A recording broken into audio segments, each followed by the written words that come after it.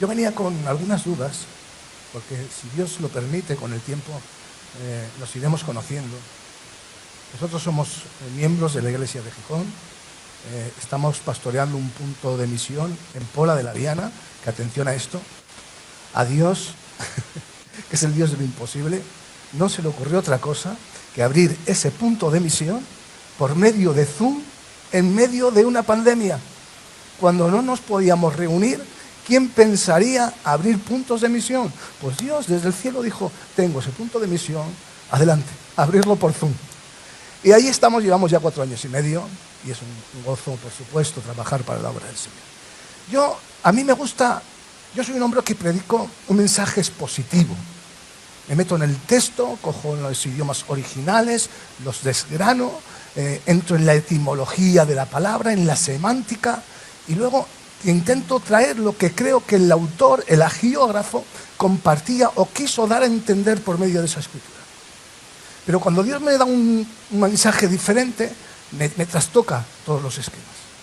Y yo tenía un mensaje para compartir aquí, y llevo, desde que me lo dijo Monchu, con muchas dudas, hasta que he estado orando y pidiéndole al Señor dirección, y Dios no me hablaba. Pero Dios nunca falla, hasta que ha venido nuestra hermanita hoy, ha compartido el devocional y ha empezado a hablar de la ansiedad y de las patologías que puede acarrearnos la ansiedad. Hoy voy a hablaros empezar hablando acerca del abuso. Uno de los términos usados por el diccionario es hacer un uso indebido, excederse, extralimitarse, propasarse, atropellar, impedir, cortar, cometer, hacer un uso excesivo de una cosa en prejuicio propio o ajeno. Yo tengo la gracia, la bendición de haber sido hijo de pastores. Cuando yo tenía 9 añitos, mis padres ya pastoreaban iglesias en Gijón. De hecho, algunos conoceréis la obra Filadelfia. Yo nací ahí, mis padres fueron pastores ahí toda la vida. Y como hijo de pastor, he visto en las iglesias que hay gente muy, muy herida, gente que ha sufrido un pasado traumático. Y me he encontrado con gente cuando vienen, porque Dios me ha dado siempre esa gracia, de que la gente confía en mí y vienen a contarme sus problemas, sus inquietudes, sus heridas. Y créeme, no te puedes imaginar la gente, quizás miras a tu lado, ves una cara sonriente, pero no es más que una careta. ¿Por qué no vamos por la vida diciendo lo que tenemos dentro? Es normal. Son cosas que llevamos dentro, son muy nuestras. Incluso intentamos negarnos a nosotros mismos lo que sentimos por dentro. Pero yo quisiera, y el Espíritu Santo creo que en esta mañana va a hablarnos acerca de esto. Los abusos más comunes son físico, verbal, emocional y sexual. Cualquiera que sea la forma, el abuso provoca una raíz de rechazo, lo que la Biblia llama una raíz de amargura, lo que es un grave problema en nuestros días. Los tipos de abuso mencionados anteriormente, ya sea que adopten la forma de relaciones quebrantadas, abandono por parte de los padres, divorcio, falsas acusaciones, marginación de grupos. Y algunos de ustedes que están aquí, junto conmigo, que pertenezco a una etnia de las menos queridas en nuestro país, vamos a entender de primera mano lo que hoy vamos a hablar.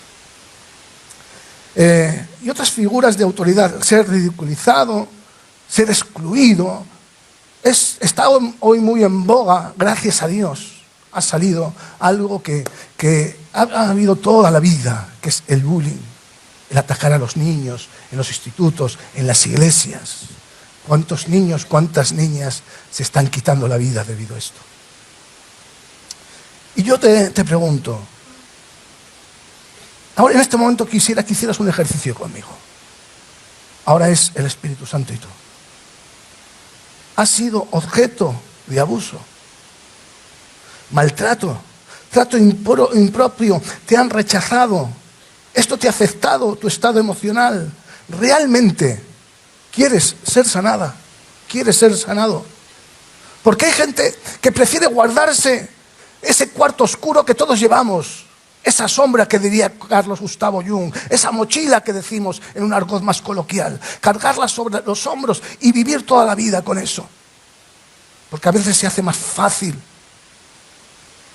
estar arrastrando el problema que no enfrentarlo cara a cara y decir, sí, aquí tengo una herida y tiene que ser sanada. Hay una escritura asombrosa en Juan capítulo 5, versos 5 y 6. En este pasaje encontramos que Jesús va a ver a un hombre tendido al lado del estanque de Betesda. Este hombre hacía la friolera de 38 años que estaba enfermo. A saber cuánto hacía que este pobre hombre se encontraba en ese estanque. Jesús le pregunta, pon atención, ¿quieres ser sano?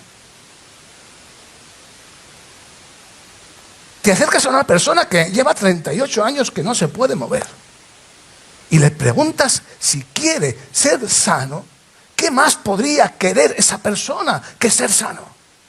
Estaba allí en el estanque para ser sano. Quería con toda su alma ser sano y recuperar su vida, porque este hombre tendría una vida. Pero Jesús le hace la pregunta, por lo que os decía hace un momento.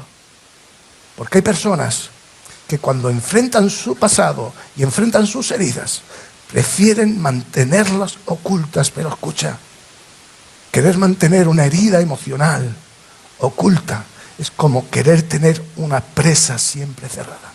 Va a llegar un momento que esa presa va a reventar y va a arrastrar con todo lo que eres. Estamos tratando, tanto Geli como yo, una persona que ha detonado, que ha llevado muchos años haciendo creer que era feliz. Y ha llegado un momento en su vida que ahora ella misma dice, es que tengo explosiones de ira. Claro, has terminado desarrollando una patología porque no has sabido gestionar la situación que estabas viviendo. Las heridas emocionales se han convertido en prisión. ¿Por qué es eso? Una herida emocional no sanada es una prisión que encierra a la persona en sí misma, enclaustrándola, haciéndola hermética y creando una apariencia de lo que no es. Por dentro, como diríamos, va la música. Excluyéndola de los de fuera, Jesús vino para abrir las puertas de las prisiones y para liberar a los cautivos. Eres un prisionero emocional. ¿Quieres ser libre y estar curada y curado? Yo voy a hablarte, vamos a hacer un ejercicio esta mañana. Porque cuando hablamos de las mujeres y los hombres que leemos en la Biblia, nos olvidamos que han sido mujeres y hombres como nosotros. De hecho, la Biblia nos da un toque de atención y nos habla del profeta Elías y dice, hombre sujeto a pasiones igual que nosotros. No diferente. Como eran personas igual que nosotros, ¿qué os parece si hoy cogemos, si me da tiempo, un par de ellos y si no uno, porque quiero entrar luego en el mensaje que creo que Dios me ha dado para ti? Las ponemos en el diván y según la psicología, la psiquiatría, le hacemos un análisis y a ver si realmente también estaban sufriendo y te puedes identificar con lo que ellos estaban sufriendo. Ruth, capítulo 1, verso 20. Dicen, yo tengo anotado la Biblia de las Américas, aunque tengo unas cuantas traducciones más por aquí. Dice así, y ella les dijo, no me llaméis Noemí, llamadme Mara, porque el trato del Todopoderoso me ha llenado de amargura. Creo que todos ustedes conocen esta historia, pero voy a relatarla muy por encima. Elimelec, que es el responsable de una familia que vive en Belén, que esto te lo dejo como dato. Belén significa casa de pan. Estando en la casa de pan, hay falta de pan, viene una hambruna y se tienen que marchar a los campos de Moab. Se va con Noemí, con sus dos hijos, Malón y Kelión. Y en ese tiempo que están allí, la Biblia no dice por qué enferma, muere Elimelec, muere Malón, muere Kelión. Y se ve Ruth viuda con sus dos nueras. Decide volver a Belén. Y cuando decide volver a Belén, por el vocabulario, el lenguaje no verbal, el vocabulario, ella nos relata, a pesar de que han pasado miles de años y siglos, cómo estaba su condición mental, cómo estaba su psique dañada. Vamos a coger la palabra y vamos a abrirla. ¿Qué es lo que dice esta mujer cuando se acerca y la reconocen? Apenas pudieron reconocerla porque venía muy cambiada. Ella venía de luto, de negro. ¿Cuántas personas visten de negro realmente interiormente? Esta mujer llega a Belén y la reconocen, le llaman Noemí, que es una mujer, es un nombre de alguien que es extrovertido, de alguien que es alegre. Y ella dice, no, no me llaméis Noemí. Llamarme Mara. Mara significa amarga, porque en grande amargura me ha puesto el Todopoderoso. Empezamos a aplicar. ¿Quién la había puesto en la amargura? No, no fue Dios. Elimelech tomó una decisión, perdón, tomó una decisión equivocada. Se fue donde no tenía que irse. Y ese fue el resultado de una mala decisión. A veces tú y yo, usted y yo y usted, pagamos las consecuencias de nuestras malas decisiones. Pero también es cierto que hay cosas que vienen sin pensarlo. Que te levantas un día por la mañana y lo que era una vida normal ha dejado de ser tan normal y ha venido el problema sobre tu casa y ha puesto todo patas arriba. Esto es una realidad también. Pero en la expresión de esta mujer dice, porque el trato de ¿quién? Del Todopoderoso había sido Dios. No había sido Dios. Igual que esta mujer, ¿por qué hay personas que quizás haya personas aquí? Las hay en todas las iglesias. Quizá haya personas aquí que hayan recibido un revés de la vida. Hablaba hace 2 días con una persona que tenemos en el punto de misión y me decía, pastor, es que con 19 años perdí a mi padre. Se estaba duchando, un mal golpe, se golpeó en la sien, perdí a mi padre. A los 2 años tuve que acompañar en su enfermedad de cáncer a mi madre. Aquello fue terrible. Estaba totalmente rebelada contra Dios. No quería saber nada de Dios. Pero es que tenemos que entender que el pecado entró en la humanidad y por medio del pecado entraron las desgracias. ¿O crees que Dios ha mandado lo que está pasando en Valencia? Son desgracias que están pasando. Te digo que Dios tiene más misericordia y más amor por los que se están perdiendo y lo que están sufriendo. Escuchaba al hermano lo que es normal, lo que muchos estamos haciendo, mandar provisiones para allá. ¿Pero por qué? Dios quiere que tengan. Dios no se complace con la muerte del impío. Nos quedamos con una parte que en la teología, sabemos que la teología nos revela que en el Antiguo Testamento, por medio de la ley, se reveló una parte de Dios. Y nos quedamos con esa parte. Pero sabes, tenemos tú y yo, usted y yo, tenemos el privilegio a día de hoy que se ha completado la revelación escritural. Tenemos la Biblia, pero no solamente la Biblia, sino 21 siglos de los mejores teólogos que haya podido tener nuestros tiempos y que las ciencias bíblicas con todo lo que hoy tenemos. Para entender que Dios no es un Dios castigador, es un Dios de amor. ¿Y cuál es la mayor manifestación del amor de Dios? Oh Dios de mi alma, que Él estando en el cielo, en la eternidad pasada no existíamos tú y yo. Dice la teología que en algún momento de la eternidad pasada, la Trinidad, Padre, Hijo y Espíritu Santo, tuvieron que tener una comunicación entre ellos. Y en medio de esta comunicación, ellos hablaron y dijeron, vamos a crear a Luzbel. Y en él se va a generar el pecado. Pero decidieron seguir con la obra. Podrían haber abortado, pero decidieron seguir con la obra. Pero también vamos a crear al ser humano y lo vamos a poner en el Edén, pero también va a pecar. Pero siguieron con la obra. Y en esa conversación que posiblemente es una divagación de la teología, pero que yo creo que sí pudo haber sido. Cuando el hombre caiga, hay que redimirlo. ¿Cómo lo redimimos? El Hijo expondría, yo iré, me haré hombre.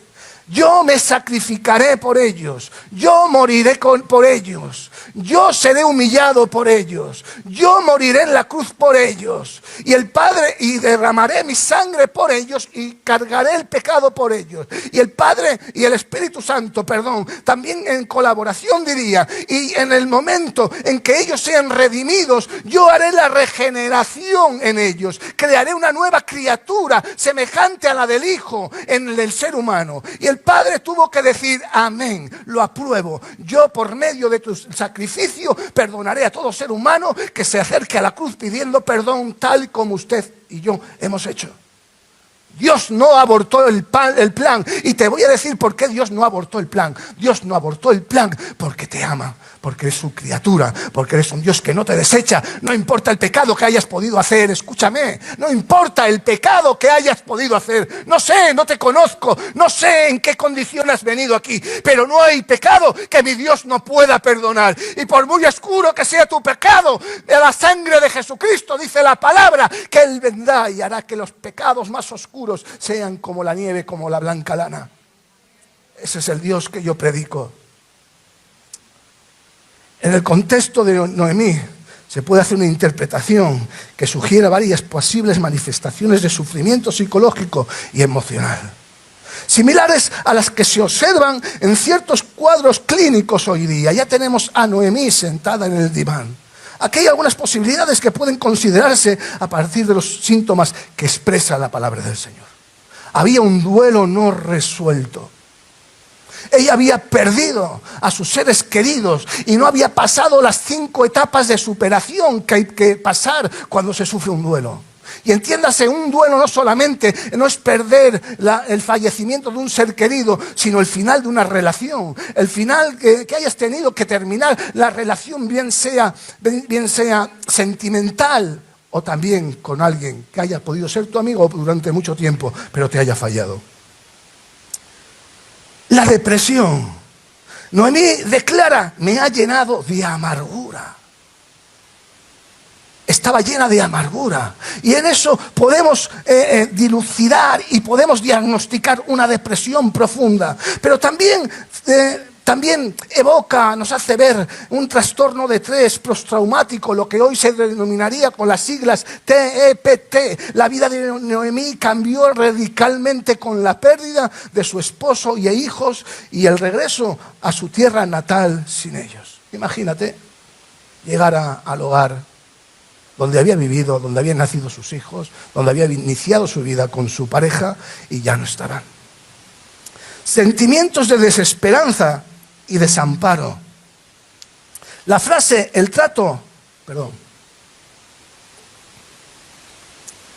Todopoderoso me ha llenado de amargura, sugiere que Noemí se sentía castigada por Dios. Dios no castiga. Dios no castiga, Dios disciplina. Y dice en Hebreos que cuando Dios disciplina a sus hijos. Cuando Dios me disciplina y cuando Dios le disciplina a usted, vamos a cambiar la perspectiva de lo que es la disciplina de Dios. Porque Dios no castiga, no disciplina a los que no son sus hijos. Por lo tanto, si me está disciplinando, es que me ha aceptado como hijo. Entonces es un motivo de alegría, es un motivo de gozo, no de andar con la cabeza agachada por la calle, sino de levantar la cabeza y decir gracias, porque recibiendo tu disciplina es un acto, es para mí, me asegura de que soy tu hijo. Y lo mejor que nos ha podido pasar en la vida es ser hijos de Él. Desgaste espiritual. Sus emociones estaban machacadas. Sus vísceras se habían metido en una lavadora y se había puesto a centrifugar de forma bestial. Había ahí una sensación de sentimientos encontrados que la estaban amargando la vida. Vamos a hablar de alguien también importante. Vamos a sentar también en el diván a David. Segunda de Samuel, capítulo 16, versos 5 y 23. No lo voy a leer, no os preocupéis. Os lo digo de refilón para entrar en el mensaje. David comete un pecado execrable. David, como todos sabéis, ustedes saben, adultera, pero no solo adultera, que hace un un homicidio premeditado. Viene Natán donde él, le revela el pecado y David se da cuenta de lo que había hecho. Se arrepiente. Porque dice, Natán le dice, tu pecado ha sido remitido. No voy a entrar en la profundidad que tiene teológicamente esas palabras. Quizás en otro momento, si Dios da la ocasión. Hoy he venido a hablar de otra cosa. Se arrepiente, pero queda algo en David que quiero que te des cuenta por medio de una experiencia posteriormente que le pasa. Su hijo Absalón, sí, su hijo, se rebela contra su padre. No solamente quiere quitarle el trono, hace cosas indebidas con sus mujeres, pero también quiere quitarle la vida. David tiene que salir huyendo. Escucha la escena.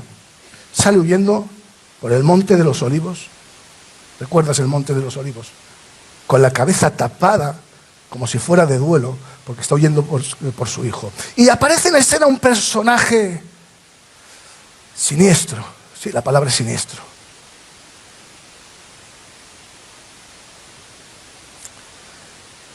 Y empieza a tirarle piedras y barro a David. En un momento donde David está mal interiormente, emocionalmente, aprovecha Simei y empieza a tirarle de barro y a maldecirle.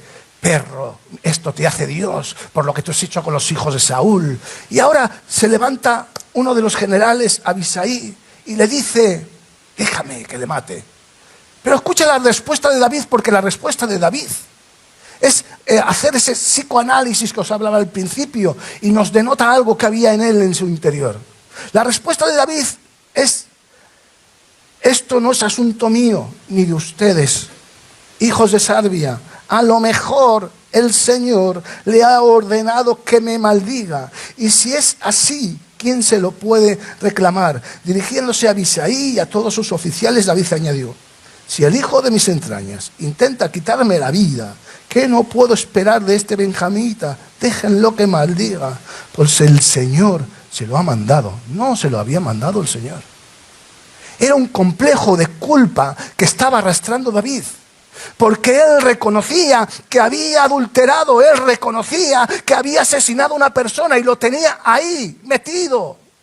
Y ahora vienen a lanzarle piedras, un hombre malo, un hombre que aprovecha, como tú sabes que hay gente que va a aprovechar tus momentos más bajos para venir a atacarte. Voy a decir una palabra fuerte, pero yo sé que ustedes tienen oídos para saber encajar esto. Hay hienas carroñeras que solamente van a atacar cuando aprovechándose de tus defectos, porque usted los tiene y yo los tengo.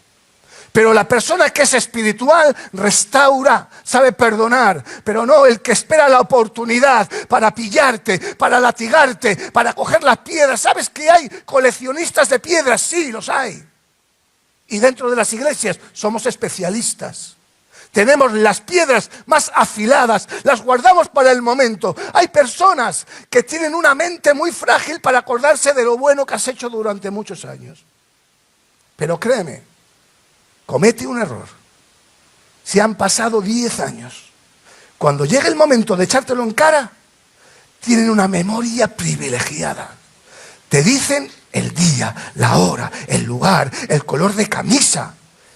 Quedas impresionado, te impresiona. Han desarrollado una virtud, por llamarlo de alguna manera, hacia lo malo, para hacer daño. Que Dios nos libre. Que Dios nos libre, porque aquí lo que tenemos que desarrollarnos es en el amor hacia los demás, en la tolerancia hacia los demás, en el momento en que mi hermana y mi hermano ha hecho algo y ha caído, de estar ahí con esa mujer, con ese hombre que sigue siendo de Dios. Amén. David sufría un complejo de culpabilidad, que es algunas de las cosas que acompañan el complejo de culpabilidad: pensamientos obsesivos de culpabilidad, autoexigencia y autocrítica intensa. Muchas de las cosas que te estás exigiendo no te las exige Dios. Te las exige tu patología que tienes asimilada por cosas que has vivido. Porque tú sabes que has hecho mal y escucha, Dios te perdona, los perdonaré, arrancaré sus pecados, los echaré en el fondo del mar y no me acordaré jamás de ellos. Dios tiene amnesia a la hora de acordarse de sus pecados. Esto es muy bueno. Te lo voy a volver a repetir para que reacciones. Dios sufre de amnesia a la hora de acordarse de tu pecado. Hermana mía y hermano mío, eres tú, es usted y soy yo los que nos acusamos. Ninguna condenación hay para los que están en Cristo Jesús. Den ese aplauso al Señor, por favor.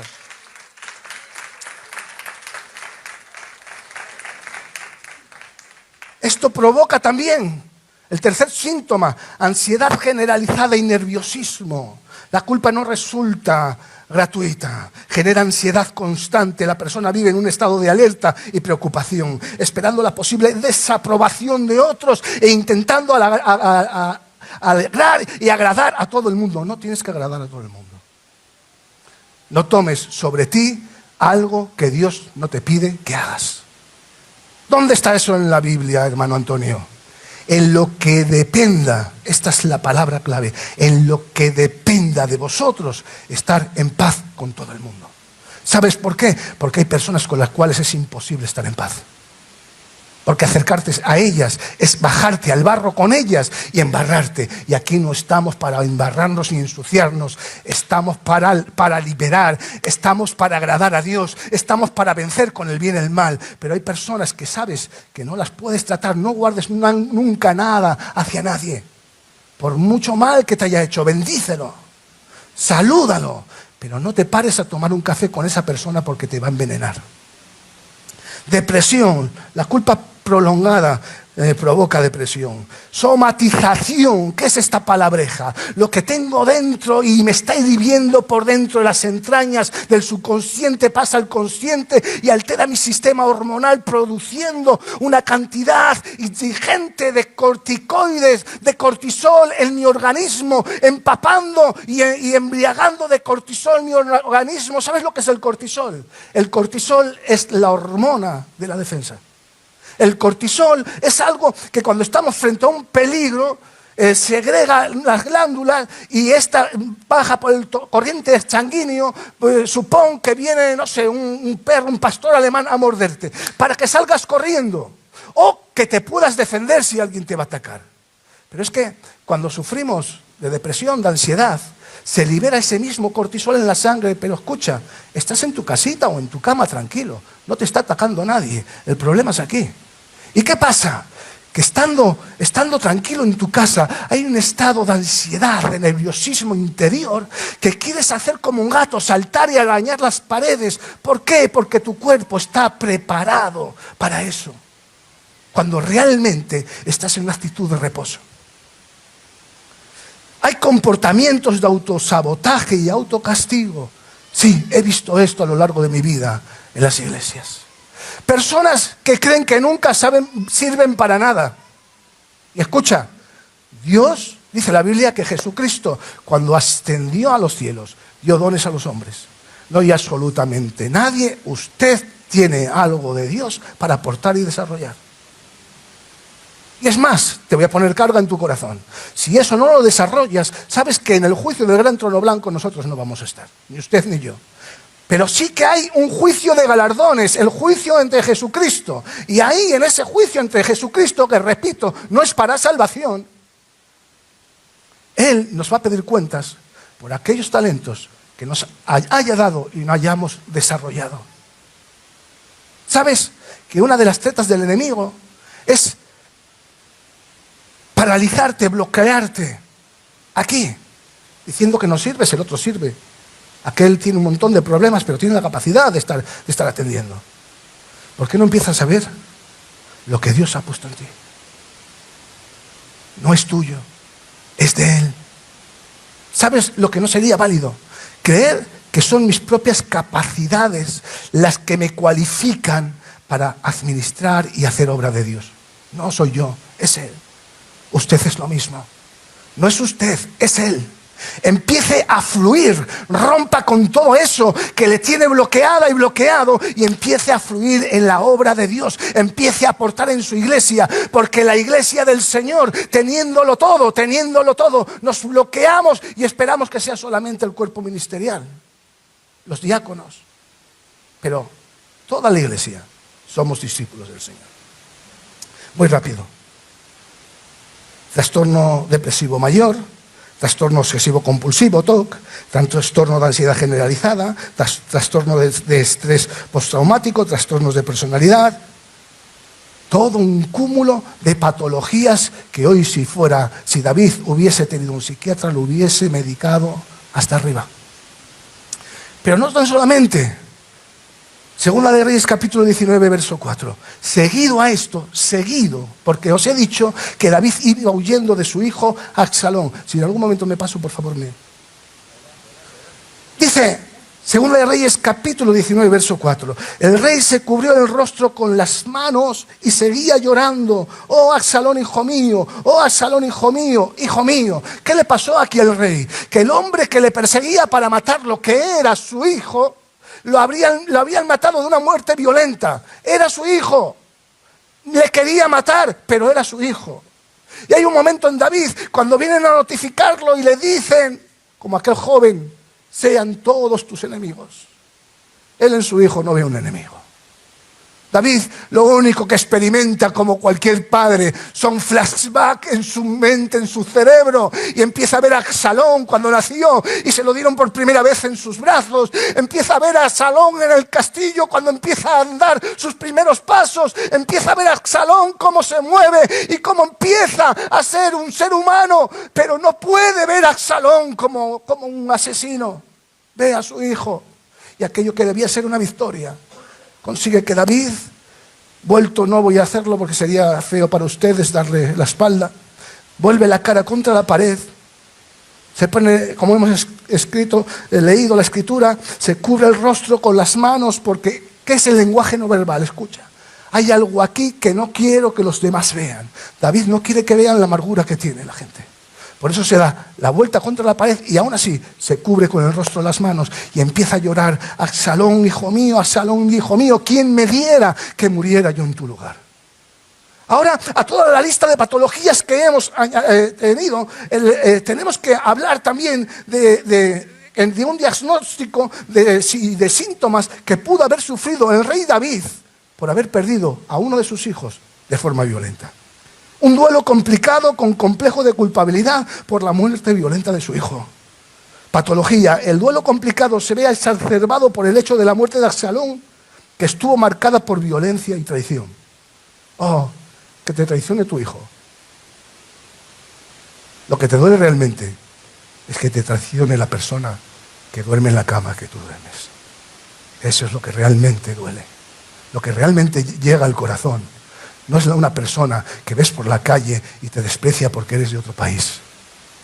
Lo que realmente es una daga en el corazón y por la espalda es que alguien en el que confiabas te ha puesto la zancadilla. Alguien en que confiabas ha revelado algo de ti o ha empezado a hacerte daño. Y vamos a hablar con propiedad. A veces las personas que tienen que cuidarnos no nos han cuidado.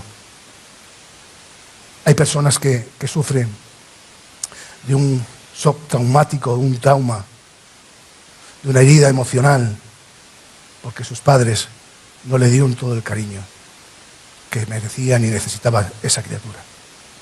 La persona que tenía que cuidarte dejó de cuidarte. Y esto lo vemos en la Biblia, lo digo muy rápido. Mefiboseth, nieto de Saúl, lo coge una nodriza, lo lleva en brazos, y cuando va caminando, porque quería salvarle, la intención era buena, se le cae de los brazos. Y dice la escritura que al caerse de los brazos se quebraron sus tobillos.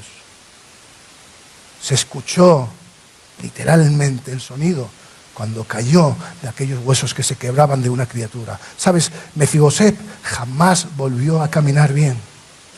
Fue un tullido toda su vida por el descuido de la persona que le tenía que cuidar. Y posiblemente tú que estás aquí y me estás escuchando hayas sufrido lo mismo. hayas tenido una niñez traumática, que cuando piensas en tu niñez te da pena de la niña o el niño que pudiste ser. Porque quien te tenía que cuidar se dedicó a hacerte maltrato, tanto psicológico, físico. Pero también hay personas, seguro que hay alguien que haya sido abusado. Pero, ¿y todo esto, Antonio, cómo se soluciona? Demos tiempo a la palabra. Seguimos hablando de David.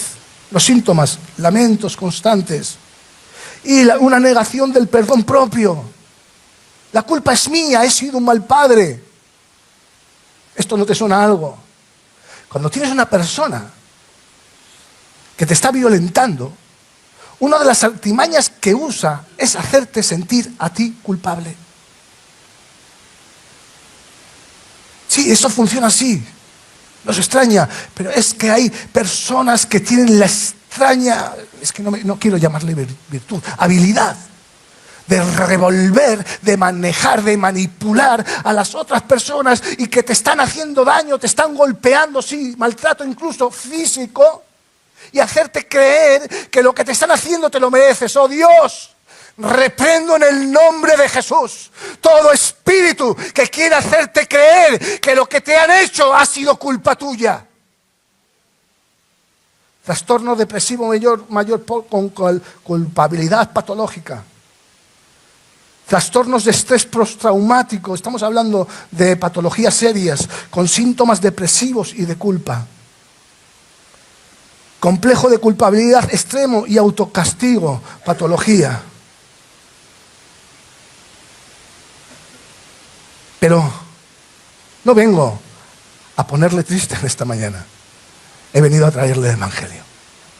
Una palabra que, si este es tu caso, si Dios hoy me ha enviado a hablar su palabra, es para hacerte bien. Hay evidencias de que David fuera sanado por el Señor. Sí, me gocé. Cuando esto lo vi en la Biblia me gocé. Y quiero que tú te goces hoy conmigo. La relación restaurada de David y la inspiración del Espíritu Santo en sus últimos días. En sus últimos días, David compuso salmos que expresan un tono de paz y confianza plena en Dios. La paz solamente la vas a obtener en el momento que tengas la restauración, en el momento que esa herida emocional sea sanada. En segunda de Samuel, verso 23, capítulo 23, versos 1 y 2, David ya anciano declara: estas son las últimas palabras de David. El Espíritu del Señor ha hablado por mí y su palabra ha estado en mi lengua. Ahora me he dado cuenta que Él ha estado conmigo toda la vida. Las cosas que han pasado, algunas veces han usado personas, seres humanos malos, sí. ¿Sabes que el ser humano puede ser más malo? Sí, créemelo, lo que te voy a decir. Más malo que cualquier otro demonio. Porque escucha, no voy a hablar de eso porque tomaría tiempo. No hay demonio que pueda tocar a un hijo de Dios si Dios no se lo permite. Tienes al Espíritu Santo aquí. No pueden tocarte. ¿Qué hacían las personas poseídas cuando se encontraban con Jesús? ¿Sabes lo que hacían? Lo primero que hacían era correr donde Él. ¿A qué? A doblar su rodilla ante Él. A reconocer que Él es creador. Él está en ti. No te puede tocar. Elección de Salomón como su sucesor, la promesa mesiánica y continuación con su linaje. Pero voy a ir a algo. El Salmo 23. Dios mío. Escucha esto.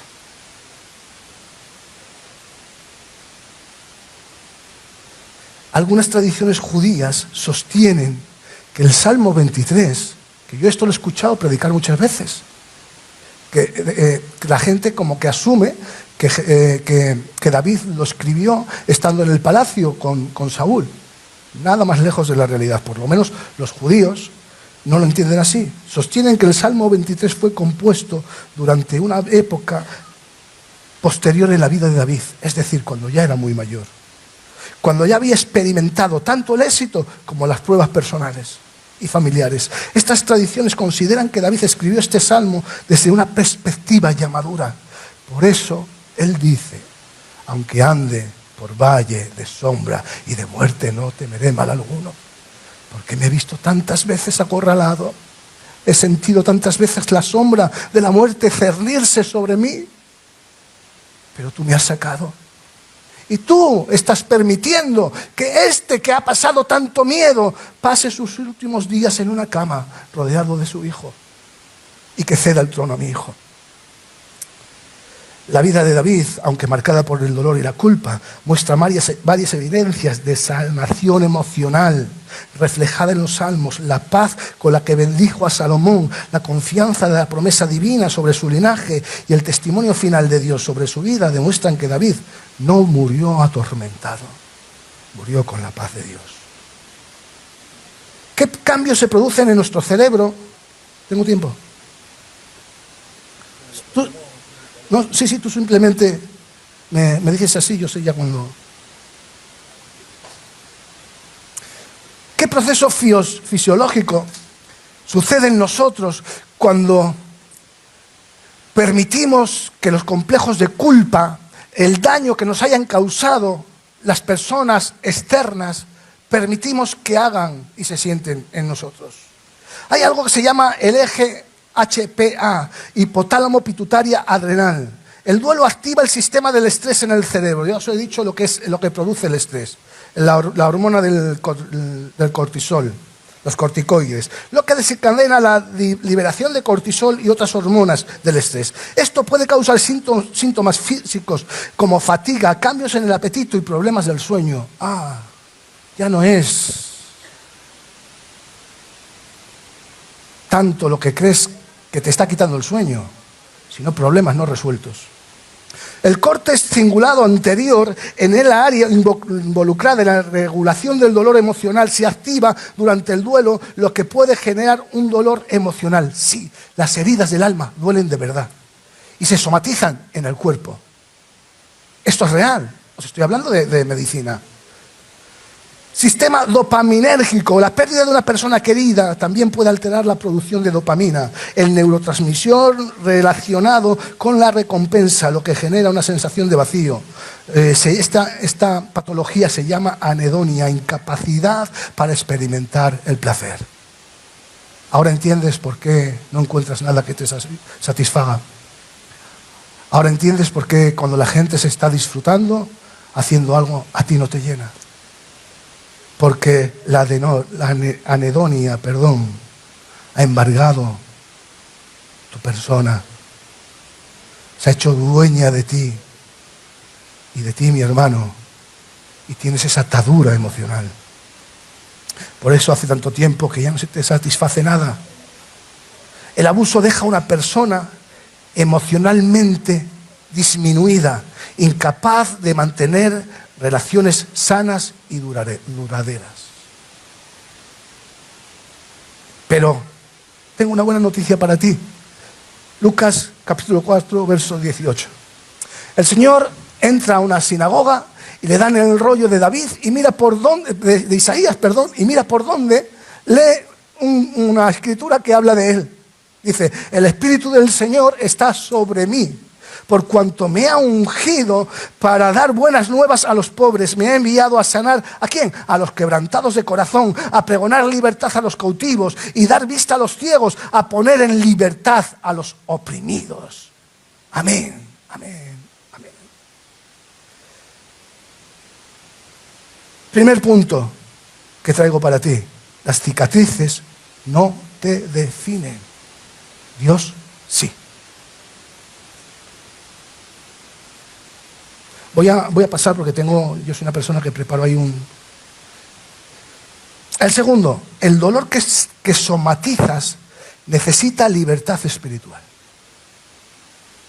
Necesitas que Dios te liberte de ese dolor que ya ha pasado a una nueva dimensión, que ya no solamente está en tu mente, sino que estás somatizando por medio de una enfermedad. Sabes que según el porcentaje médico, el 98%, creo que eso es una cifra altísima, quisiera no equivocarme, de las enfermedades vienen de origen psicosomático, es decir, se originan en la mente.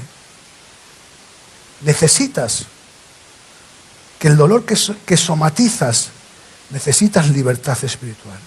El Señor sana los corazones quebrantados, Salmos 147, verso 3. Sana a los quebrantados de corazón y venda sus heridas. No voy a entrar ahí, pero sí te voy a decir también cómo terminó la historia de Noemí. Al final de la historia de Noemí, el libro de Ruth es un ejemplo hermoso de restauración y redención. A pesar de la pérdida de su esposo e hijos, el sentimiento de amargura, Dios obra en su vida de una manera inesperada. ¿A través de quién? De alguien que ella no conocía a la hora de marcharse. ¿La conoció cuándo? En el momento que estaba en los campos de Moab. Sí, Dios puede hacer que aún de las experiencias más amargas recibas bendición. Porque sí, podrán venir los problemas que Dios no los envía, porque a Dios no se le puede atribuir mal. Él es bueno, uno de sus atributos es la bondad, pero escucha, no una capacidad de bondad, la bondad en infinitud, infinitamente bueno, por lo tanto, a Dios no se le puede atribuir el mal. Y en medio de ese proceso problemático, ella conoce a alguien que Dios la va a usar para su restauración personal. Él va a saber. La lealtad de Ruth, a pesar de que Noemí le dio la opción de volver a su tierra y a su familia, Ruth decidió quedarse con ella mostrando una lealtad inquebrantable. Ruth le dice: tu pueblo será mi pueblo y tu Dios será mi Dios. Providencia en la cosecha. Al llegar a Belén no tenía nada, pero envía a Ruth, a su nuera, a los campos a recoger, que esto era una ley levítica, dejar para los que necesitaban, y dice la palabra, el libro de Ruth, que cuando iban espigando, Booz le había dicho a los que espigaban que dejaran algo de grano para ella. Y Dios también la bendice ahí. Pero no es tan solamente eso. De la familia, del pariente cercano, no sé si conocéis por falta de tiempo no voy a explicarlo, la ley del pariente cercano. Cuando un hombre moría sin dejar descendencia, el pariente más cercano era el que se unía a esa mujer para darle descendencia al muerto. Bien, pues el pariente cercano fue Booz. Y Booz se casó con Ruth.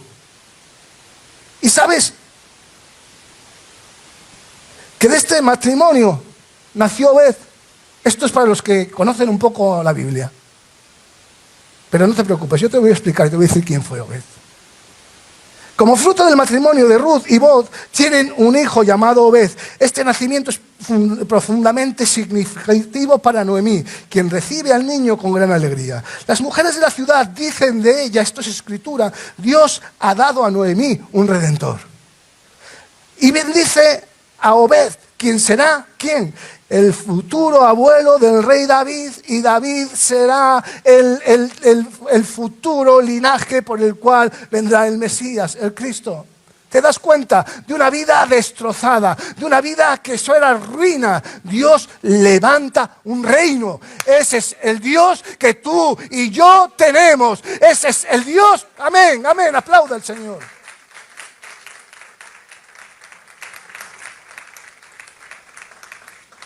Al final de algo que había sido traumático para esta mujer, Dios renueva de su propósito y la renueva en alegría. Al final, la amargura de Noemí se convierte en gozo. La historia concluye con que Noemí cuidando amorosamente a su nieto Obed, encontrando de nuevo propósito y alegría para su vida. Dios había transformado su dolor en una bendición no solo para ella y su familia, sino para toda la familia humana, porque de su descendencia vendría Jesucristo, y gracias a Jesucristo está usted hoy aquí sentado y estoy aquí yo. El final de Noemí es feliz porque Dios tomó su sufrimiento y lo transformó en una historia de redención. Aunque el dolor inicial de Noemí es real y profundo y desarrolló las patologías que hoy hemos psicoanalizado a esta mujer aquí, ella vive para ver una vida plena y bendecida, demostrando que aunque haya momentos de pérdida y amargura, la historia no termina ahí, sino cuando Dios obra en nuestras vidas. Sigo pasando y termino con este versículo. Dice en Isaías capítulo 61, versos 2 y 3, el versículo que habíamos leído anterior. el Espíritu del Señor que está sobre mí, por lo cual me ha ungido para predicar. Termino de esta manera: para proclamar el año favorable del Señor y el día de venganza de nuestro Dios, para consolar. Esto es para ti, esto es para usted. Ponga atención, por favor, y grábelo a ser posible a fuego en su mente. Para consolar a todos los que lloran, para conceder que los que lloran en Sión se les dé diadema en lugar de ceniza. Lo que has creído que hasta ahora nadie podía sanar, he venido a decirte que el Espíritu Santo hoy está en este lugar, que hoy puedes salir de aquí cambiada, transformada y transformado. Algo que te ha estado quitando la paz, algo que te ha quitado la salud, incluso que puedes estar recibiendo enfermedades porque has somatizado todo ese dolor y heridas que tenías dentro. Hoy, en esta mañana, es el día donde el Espíritu Santo va a traer libertad y liberación para tu casa y para tu vida, en el nombre de Jesús. Hoy te invito a que no te escondas tus cicatrices, no las escondas. Hoy te invito que te pongas conmigo de pie, por favor, solamente un minuto.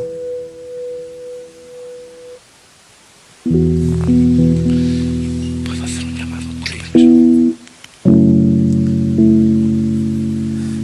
Y que en este momento cierra tus ojos, por favor, no hay nadie más. Este es tu momento y el de Dios. Ahora mismo no hay nadie más aquí. Y escucha, hoy te invito a que no escondas tus cicatrices. Háblalas. Exprésale al Señor: Señor, te confieso que te espera, donde cada lágrima es transformada en alegría y cada cicatriz cuenta la historia de la gracia que te ha sostenido. Cuando el sol se ponga en el horizonte de tus pruebas, ten la certeza de que con cada amanecer el Señor está contigo, te renueva, te fortalece y te envuelve en su abrazo eterno en Él. Cada día hay una oportunidad para renacer, cada momento una invitación a descubrir el poder redentor de su amor. Así que sigue adelante, valiente guerrera y guerrero del alma, porque en Cristo hay esperanza y en su amor siempre hay refugio. Yo quiero invitarte, por favor, en esta mañana, no quisiera marcharme de aquí sin invitarte a que pases, por favor, y vamos a estar orando por ti. No te importa la gente. Si Dios te ha hablado, pasa. No sabremos cuándo volveremos a vernos. Te invito hoy, por favor, pasa. Que nadie mire ahora, por favor, que nadie mire, hermanos, por favor, con los ojitos cerrados. Amén, Dios bendiga todo este montón de personas que están viniendo. Te voy a dar solamente 30 segundos más. Ven, ven. Es Cristo el que te espera. Ven. Amén.